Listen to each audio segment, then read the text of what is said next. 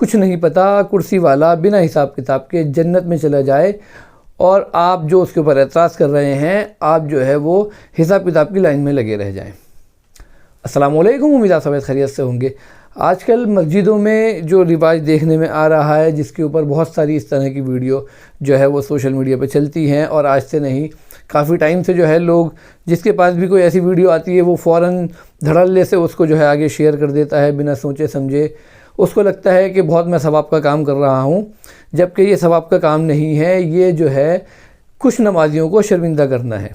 जी हाँ, कभी आपने ऐसा करा है कि जो बग़ैर दाढ़ी वाले मस्जिद में आते हैं, क्या आपने उनको रोक रोक के पूछा है, टोका है कि भाई तुम्हारी तो दाढ़ी नहीं है, तुमने जो है अल्लाह की तख्लीक को जो है वो बिगाड़ दिया, ख़त्म कर दिया। अल्लाह ने तुम्हें जो है दाढ़ी दी थी, अल्लाह के नबी की सुन्नत थी, लेकिन तुमने जो है दाढ़ियाँ तो अपने चेहरों पर रखी हुई नहीं है। आप मस्जिद में कैसे आके नमाज़ पढ़ लो जमात के साथ?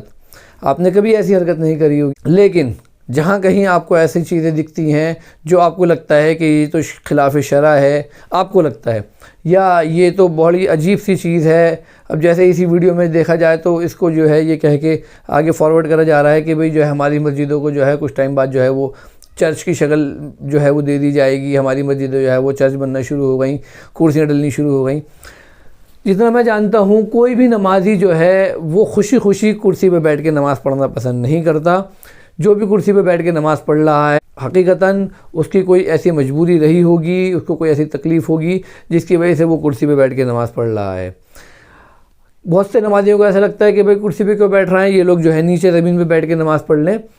तो मसला यही है, अब जैसे मेरी वालदा हैं, वो बुज़ुर्ग हैं, उनसे ज़मीन पे नहीं बैठा जाता, उनके लिए हमने स्पेशली बेड बिछवा रखा है, वो बेड पे ही बैठती हैं, बेड पे ही वो नमाज़ पढ़ती हैं, बेड पे ही सोती हैं, वो ज़मीन पे नहीं बैठ सकती।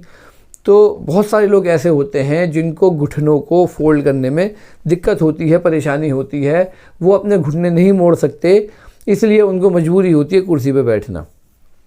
जिन लोगों को ये तकलीफ़ नहीं है, अल्लाह उनको ऐसी तकलीफ़ ना दिखाए, लेकिन वो आएँ, नमाज़ पढ़ें, अपना चले जाएं, दूसरों के ऊपर तनकीद ना करें। बहुत से लोग जो है वो पता होता नहीं है, कोई हाफ़ स्लीव की टी शर्ट पहन कर आ गया तो उसको टोकते हुए मिल जाएंगे कि भाई तुमने ये क्या पहन रखा है, जबकि हाफ़ स्लीव की टी शर्ट में आप नमाज़ पढ़ सकते हैं, कोई हज वाली बात नहीं है। आस्तीन को फ़ोल्ड करके नमाज़ पढ़ना मना है, लेकिन आप देखेंगे आस्तीन अगर कोई फ़ोल्ड करके नमाज़ पढ़ रहा है तो कोई उसको नहीं टोकेगा, हाफ़ स्लीव की टी शर्ट पहने हुए आदमी को आदमी टोक देगा। बगैर दाढ़ी वाले को कोई नहीं टोकता, बगैर टोपी वाले को हर आदमी जो है खा जाने वाली नज़रों से देखता है कि इसने टोपी नहीं ओढ़ रखी। तो तासुब वाली बातों से बाहर निकलें, आप मस्जिद में आए, नमाज़ पढ़ें, और कोई बच्चा मस्जिद में खेल रहा है आप उसको इग्नोर कर दें, कोई मस्जिद में कुर्सी पे बैठ के नमाज़ पढ़ रहा है आप उसको इग्नोर कर दें, कोई हाफ़ स्लीव की टी शर्ट पहन कर आया आप इसको इग्नोर कर दें। वो अगर खुशी खुशी नमाज़ पढ़ रहा है कुर्सी पे बैठ के, उसको कोई तकलीफ़ नहीं है, अपनी कब्र में खुद जवाब देगा। वो आपको से आपकी नमाज़ का सवाल होगा, आपके मामलात का सवाल होगा। आपने कितनी अपनी बहनों का हक़ मार रखा है, आपने कितने लोगों की जायदादें हड़प रखी हैं, कितने लोगों के आपने कर्ज़े दबा रखे हैं, कितने लोगों को आपने सता रखा है, किसको आप गाली बक रहे हैं। आप अपने बारे में फ़िक्र करिए, दूसरे की नमाज़, दूसरे की कुर्सी की तरफ मत देखिए। उसकी नमाज़ कुर्सी पे बैठ के भी हो जाएगी, उसने आलिम से पता कर रखा होगा कि मैं इस कंडीशन में हूँ, आलिम ने उसको जवाब दे रखा होगा कि भाई आप इस तरीके से बैठ के नमाज़ पढ़ लीजिए। वो पढ़ रहा है, जिस मसलक का भी है, जो भी है, उसको नमाज़ पढ़ने दीजिए। आप अपनी फ़िक्र करिए, आपको अपनी कब्र में जाना है, मुझे अपनी कब्र में जाना है।